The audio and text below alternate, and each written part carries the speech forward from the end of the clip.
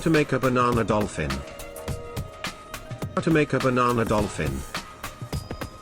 At the same time as not each drink has to have a half of a pineapple planted in it, and a lot of ours don't. The array of resultant vegetation that sit atop tiki liquids is one of the much stuff that sets them apart from other cocktails. The banana dolphin is one of the most atop garnishes to make because it generates pretty response, and continually a high quality one.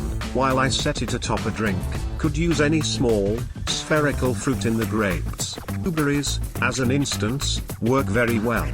We decide upon no longer to use cherries because pitted cocktail cherries sometimes bleed down the side of the dolphin, no longer a very good appearance, and they don't preserve their shape besides a small grape. We decide upon no longer to use cherries because pitted cocktail cherries sometimes bleed down the side of the dolphin, no longer a very good appearance, and they don't preserve their shape besides a small grape. This changed into a reasonably small banana, so we only cut off the stalk.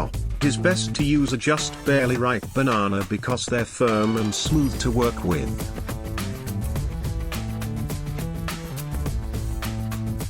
Next, carefully cut through the stem of the banana to shape the beak. Take your time with this, as banana stems can be tough. It's just past the base of the stem. Finally, cut a V shape at the base of the banana. This V looks like a flipper and also holds the dolphin in place.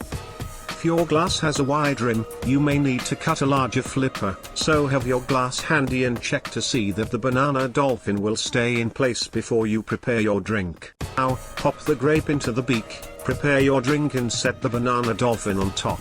The dolphin is ready, so add any additional garnishes and serve.